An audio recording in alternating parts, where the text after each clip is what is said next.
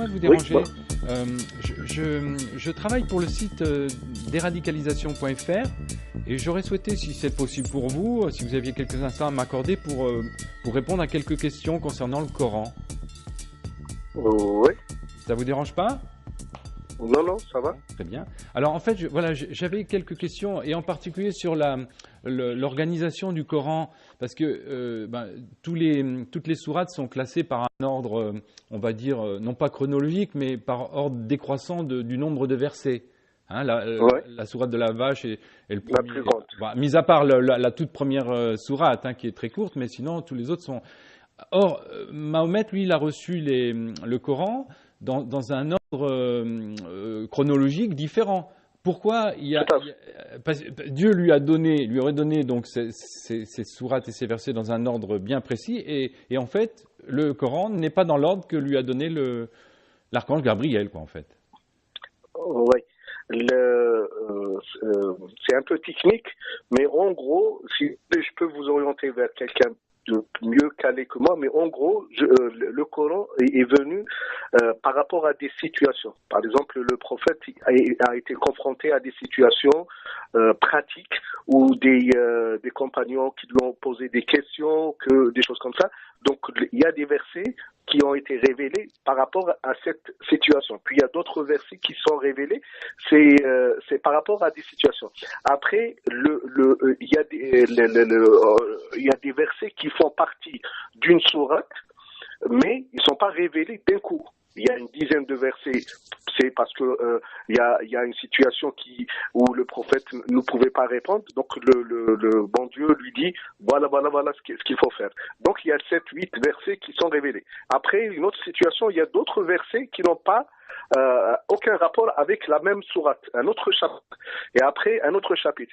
Après, c'est les compagnons qui ont dit, après avoir discuté avec lui, ils ont dit voilà, maintenant on va rassembler le Coran, et ils l'ont rassemblé, mais chronologiquement, c'est pas pareil. Il y a des versets qui sont d'une même sourate qui sont révélés avant d'autres.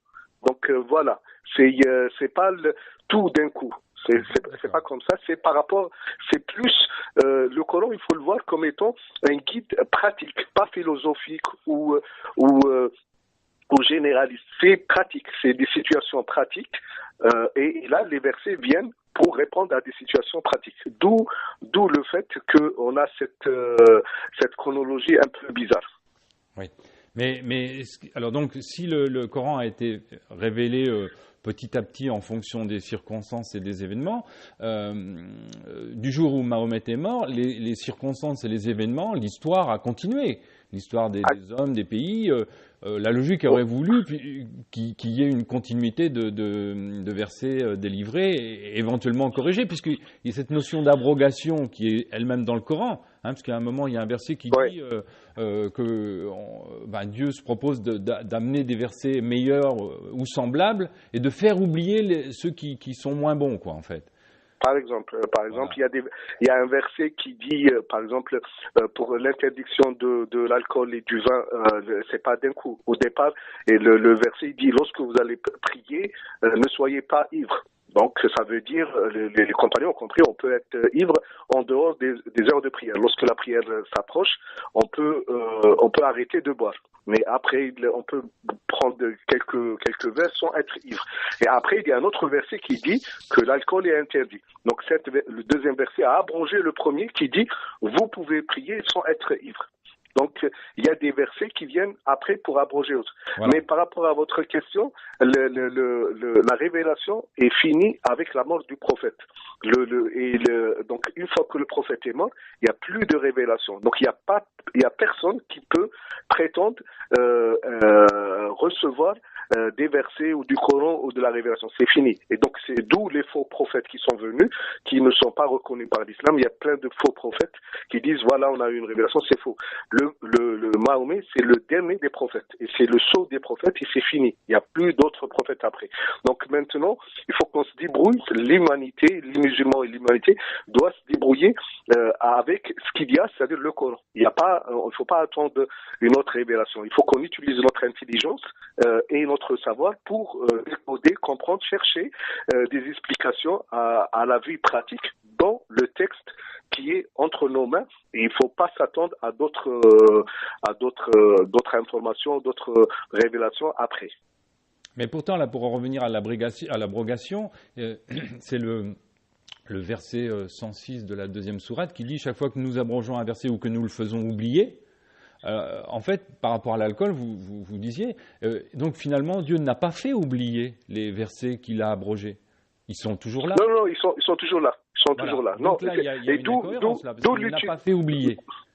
Non, voilà. Et d'où l'utilité, c'est-à-dire ils sont toujours là pour dire, ça, par rapport à votre domaine, la déradicalisation, c'est très important. Pour dire, surtout, même nous, dans les mosquées, on dit, écoutez, dans le Coran, vous ne le prenez pas à la lettre, parce qu'il y a des versets qui sont abrogés. C'est-à-dire, les gens, ils disent, oui, mais on l'a lu. Mais qu'est-ce que tu as lu? Peut-être qu'il est abrogé.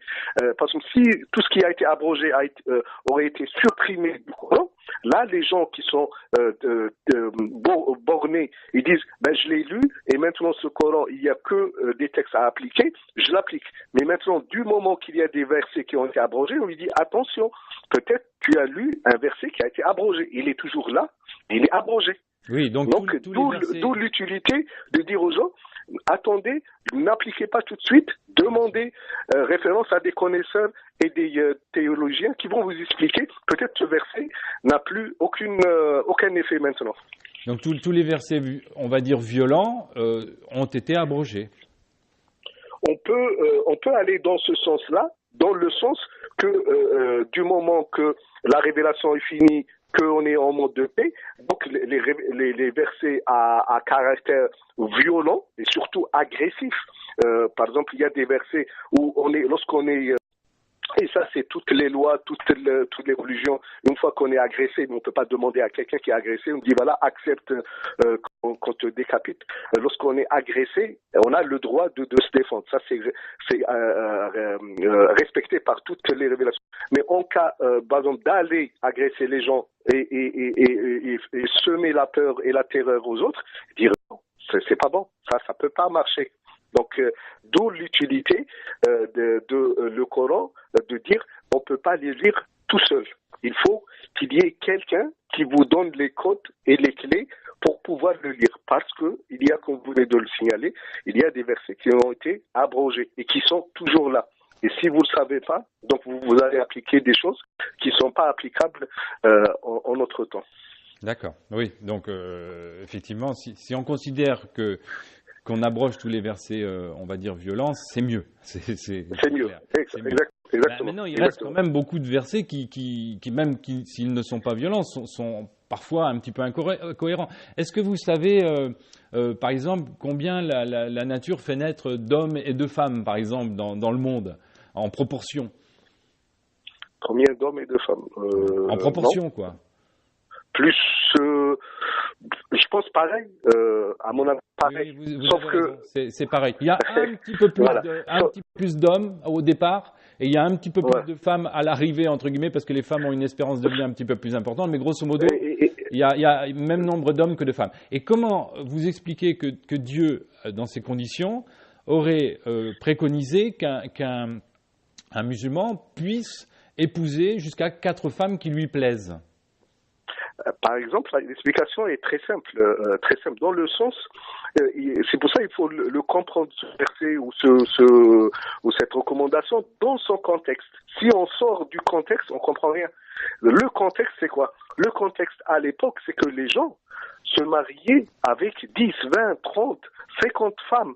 Il y a certains qui avaient beaucoup de femmes. Et la règle a été la polygamie. Toujours, lorsqu'on pose cette question, lorsque je fais des conférences dans des conférences, que ce soit dans des mosquées ou dans des lieux publics, je leur pose la question la suivante. Je leur dis, écoutez bien, le prophète, lorsqu'il est venu, il a été critiqué, attaqué par ses adversaires. Qu'est-ce qu'ils ont dit sur lui?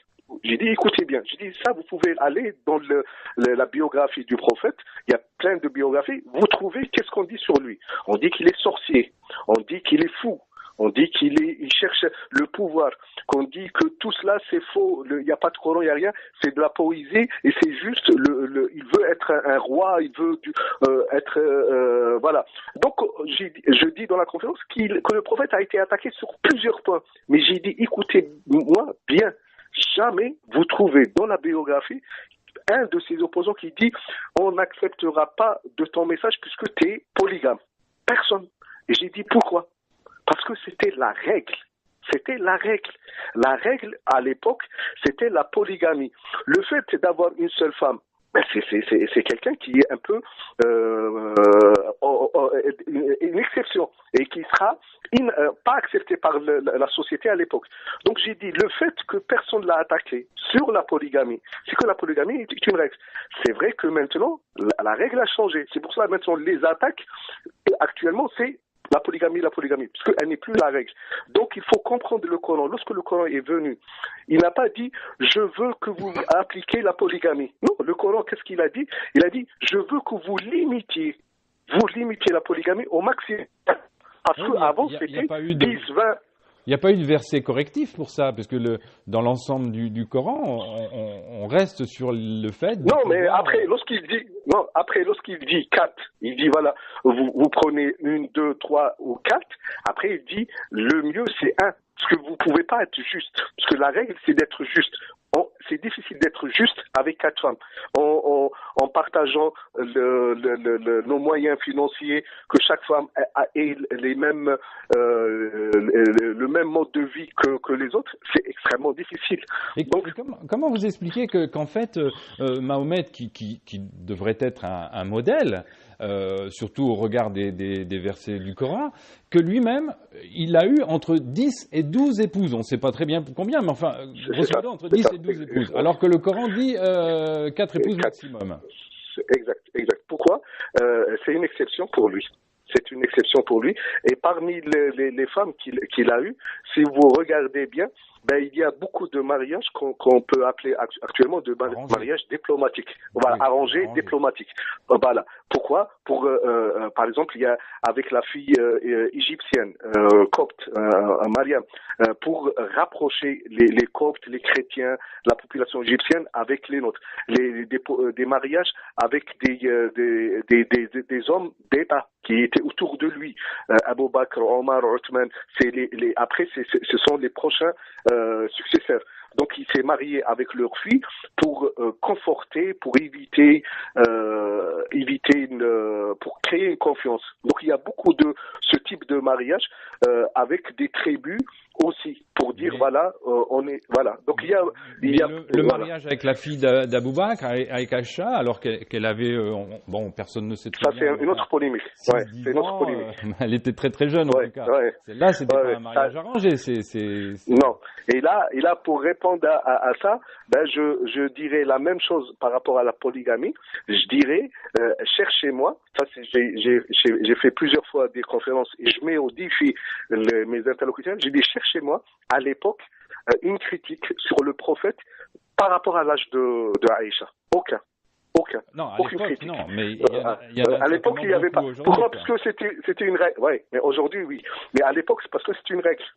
C'était la règle. Mais je rebondis sur ce que vous disiez par rapport au mariage arrangé pour essayer d'éviter des conflits, etc. Voilà, de mettre à terme des conflits voilà. ou de rapprocher deux tribus. Mais ça n'a pas du tout marché cette histoire, puisqu'en fait, Abou Bakr, qui a été le premier calife juste après Mahomet, il a régné très peu de temps, je crois 2 ans, me semble-t-il. 2 ans. Oui. Sur les 10 califes qui ont suivi, c'est le seul à être mort de mort naturelle. Tous les autres ont été tués, assassinés. Tout à fait. Donc, il y a eu des conflits. Mahomet a laissé une situation hyper tendue quand même. Hein. Oui, mais on peut dire aussi autre chose. On peut dire que c'était des gouverneurs proches de la population, c'est-à-dire des gens qui vivaient avec le peuple. Il n'y avait pas de garde corps, il n'y avait pas de palais, il n'y avait pas il y avait pas de distance. D'où il y a une histoire très connue du deuxième calife Omar, lorsque un émissaire perse est venu le voir et est entré à midi, il dit je cherche votre calife ou votre gouverneur. Les gens lui disent tu vois l'arbre qui est là-bas, l'homme qui est en train de faire la sieste c'est lui. Il dit mais non, ça c'est un bédouin. Il dit ben c'est lui. Après il est parti le voir, il dit c'est toi le gouverneur. Il dit oui. Il dit comment tu dors ici? Il dit moi mon gouverneur le roi des Perses, c'est dans un palais et on peut jamais l'approcher parce qu'il y a des gardes-corps, lui il dit je vis avec le peuple. Et donc les premiers gouverneurs, il n'y avait pas cette distance. C'est que après l'instauration de la dynastie omeyyade ou à Damas, où là ils ont commencé à faire des palais et des plantons, des garde-corps pour avant d'accéder au roi, il faut prendre rendez-vous, vérifier et tout. Mais avant c'était facile. Et la plupart, par exemple, Abou Bakr est mort, Omar est mort pendant donc c'est des gens qui dirigeaient la prière dans la mosquée. Donc c'était facile à les approcher, et puis si on voulait les tuer, on pouvait les tuer facilement. Mais, si vous voulez, ce qui m'interpelle, moi, c'est le fait qu'effectivement, il y avait beaucoup de violence à ce moment-là, comme il y en a encore beaucoup aujourd'hui, quoi, en fait. Hein. J'aurais préféré, personnellement, qu'un prophète comme Mahomet soit à l'image, par exemple, d'un Nelson Mandela ou d'un Gandhi qui ont réussi à faire des révolutions sans faire appel à la guerre, sans faire appel aux armes. Oui, mais c'était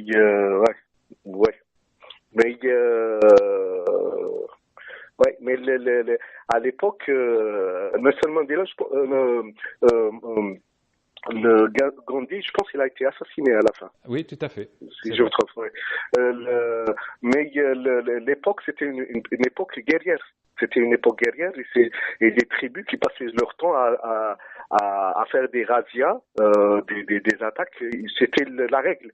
Les gens naissaient pour attaquer la tribu d'en face. C'était là.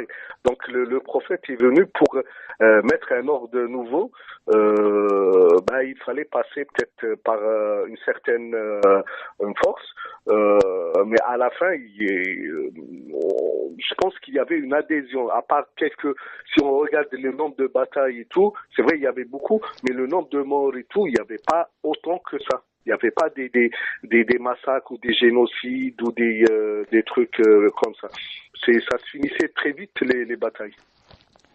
Ouais, bon, je vais pas vous déranger plus longtemps. Juste une petite dernière question qui m'interpelle en fait, parce que beaucoup de musulmans, j'ai eu l'occasion à plusieurs reprises d'échanger. Beaucoup de musulmans pensent que les fourmis parlent. Ils sont convaincus que les fourmis parlent. Et moi je suis apiculteur, je sais que les abeilles ont un langage, comme peut-être certainement aussi les fourmis, mais elles ne parlent pas. Comment vous expliquez que le Coran montre que les fourmis parlent? Pas dans le sens parler, mais il y a un langage, il y a un langage de communication, même à travers l'odorat, ou à travers les signaux, à travers la gesticulation, c'est un langage. Ça, je veux bien l'entendre. Je veux bien l'entendre, le langage. Mais on dit bien parle, puisqu'en fait, ça va même beaucoup plus loin, puisque le verset qui fait référence à... Par rapport à l'armée de Salomon, qui vient, et les fourmis disaient aux fourmis, cachez-vous, sinon l'armée de Salomon va vous écraser. Ne vous écrase. Ça suppose que les fourmis connaissent le nom de Salomon. C'est comme si aujourd'hui, les fourmis connaissaient le nom de François Hollande, quoi. Ouais.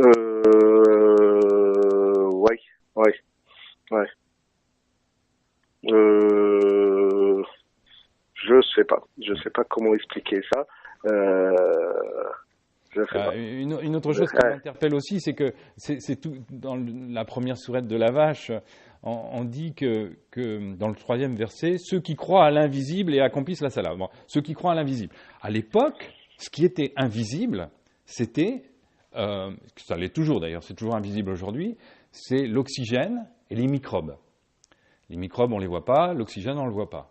Et à aucun moment, le Coran ne parle de ces éléments qui sont fondamentaux, puisqu'en fait, l'oxygène, c'est ce qui nous permet de vivre toutes les 3 secondes. Ça a été produit par les plantes, la nature, et jamais le Coran ne parle de ça.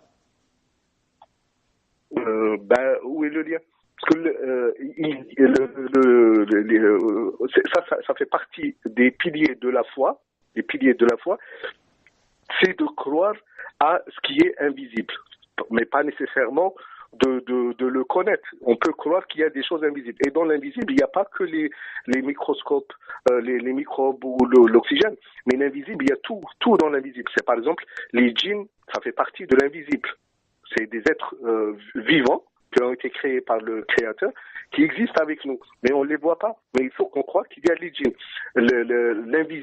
L'invisible, c'est tout ce qui est dans l'au-delà, le paradis, l'enfer, tout ce qui existe, mais on ne le voit pas. Et ça fait partie de la foi, de croire à des choses. Voilà, c'est un pilier des croyants, la foi. Des croyances que l'on peut respecter, c'est tout à fait honorable de croire ça, en fait. Par contre, ce qui m'interpelle, c'est que on peut croire donc au paradis, à l'enfer, et cette notion de paradis, bon, on y croit, peu importe, mais c'est respectable. Mais comment Dieu, qui est censé être pas l'homme justement, qui est le plus puissant, comment accepte-t-il qu'il existe un diable? Un diable. Un diable. Parce qu'un diable, ce serait un dieu méchant, en quelque sorte. Pas un dieu, c'est le mal. C'est le mal. Voilà, le mal. Après, il y a un échange entre les deux révélés par le Coran, où il y a une explication sur ça. Il a accepté, je pense, après il y a plusieurs explications. Par exemple, une des explications, c'est pour dire aux hommes qui sommes nous les hommes, pour le message qu'il faut passer, qu'on a ce qu'on appelle l'autodétermination. C'est-à-dire, tout n'est pas programmé.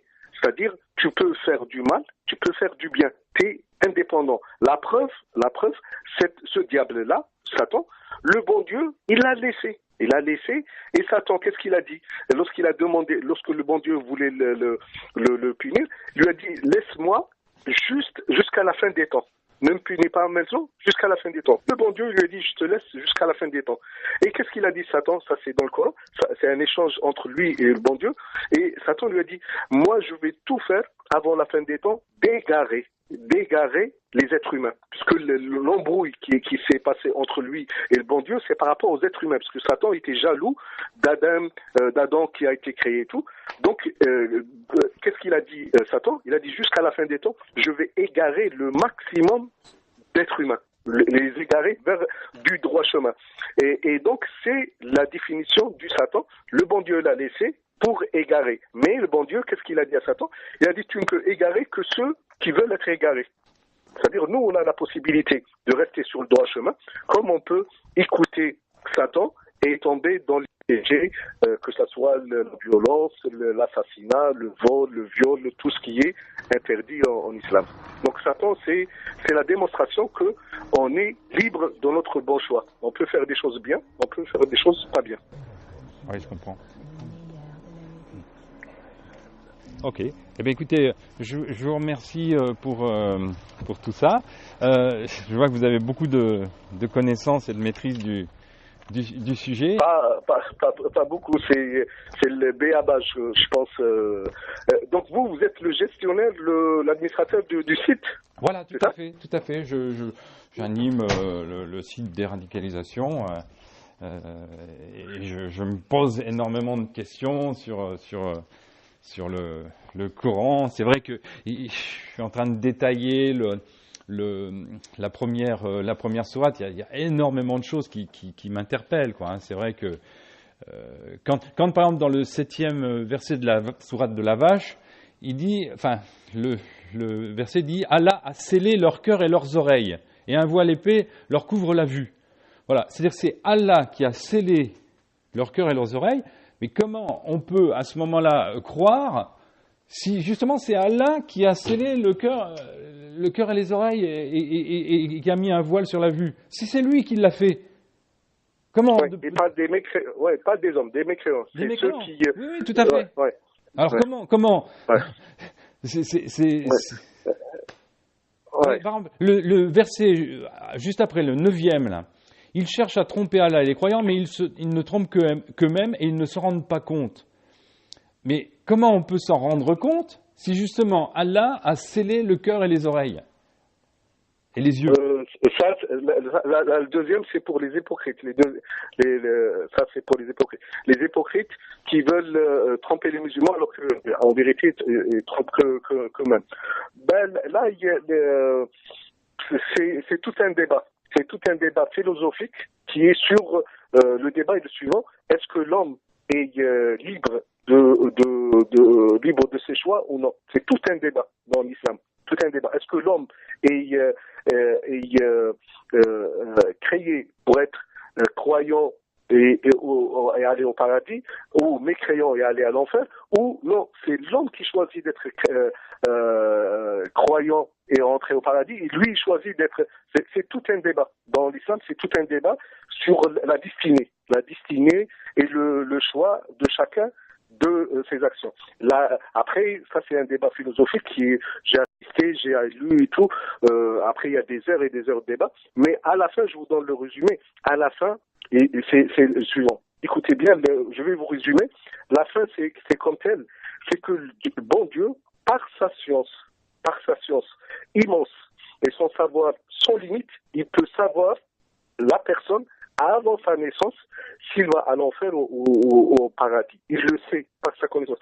Mais c'est pas lui qui va vous mettre au paradis. Il vous laisse les choix. Mais il sait à l'avance qu'est-ce que vous allez choisir. Par exemple, je vais vous donner un exemple. C'est ce que je fais dans les conférences. Cette question est posée régulièrement. J'ai dit au papa, le papa, il a des enfants, 2 ou 3 enfants. Il y a un enfant qui passe son temps à fumer des cigarettes, à boire de l'alcool, à zapper les cours à l'école et au collège. Il n'assiste pas. Il est en train de dealer. Son papa, il lui dit, écoute mon fils, toi, ta vie est ratée. Tu vas passer ton temps dans la prison et tu n'auras rien de cette vie, tu vas galérer. Il a une fille ou un garçon qui, lui, est assidu, il étudie et tout. Il dit, toi, mon fils, continue comme ça, tu vas voir une vie professionnelle réussie, tu vas avoir une grande famille, une grande maison, et tu vas bien réussir et tu vas aider ton autre frère. Après 20 ans, ça va se passer comme le père a dit. Est-ce qu'on dit que c'est le père qui a fait en sorte qu'un de ses fils soit galérien, qui rentre en prison, qui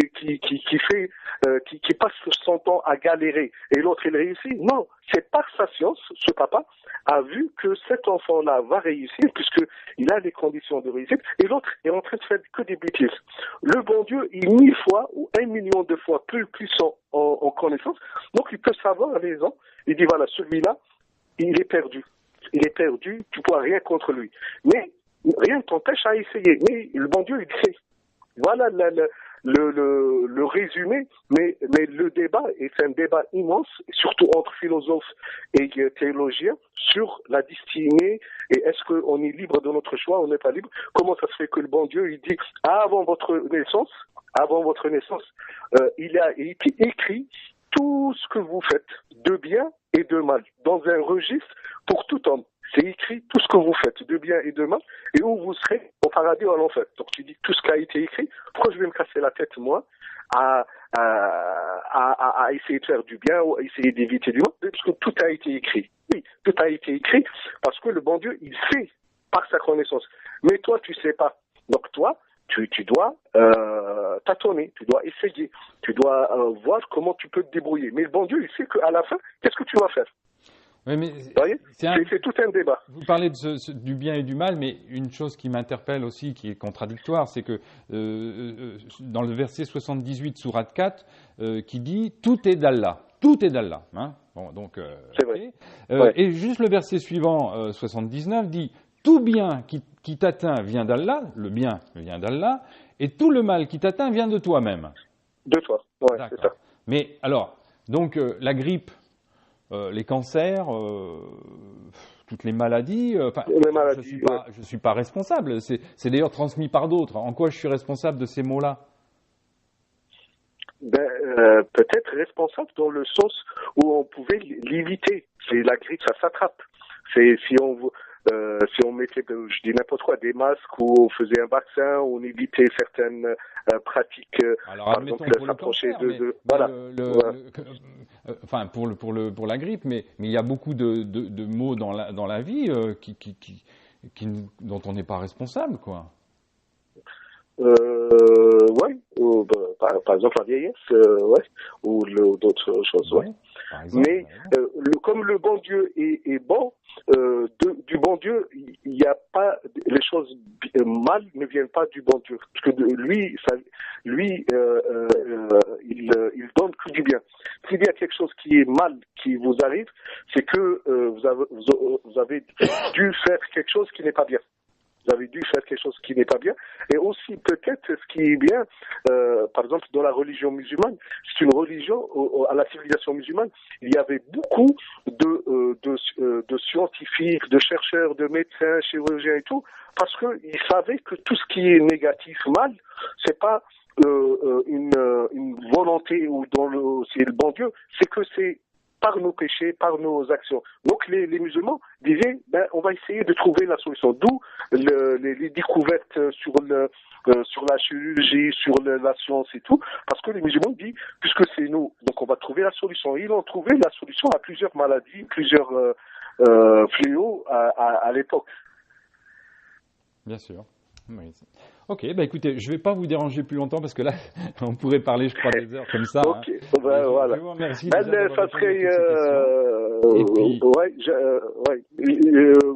moi, je suis de temps en temps votre site et votre travail, surtout les vidéos. Je ne sais pas si c'est vous ou c'est une autre équipe qui fait les vidéos. Non. Sur l'anti-djihadisme et tout. Non, c'est pas vous. Non. C'est un autre. D'accord. Okay. Bon, on essaiera de trouver une autre occasion. Okay. Merci. Je vous souhaite une bonne journée. Au revoir. Au revoir.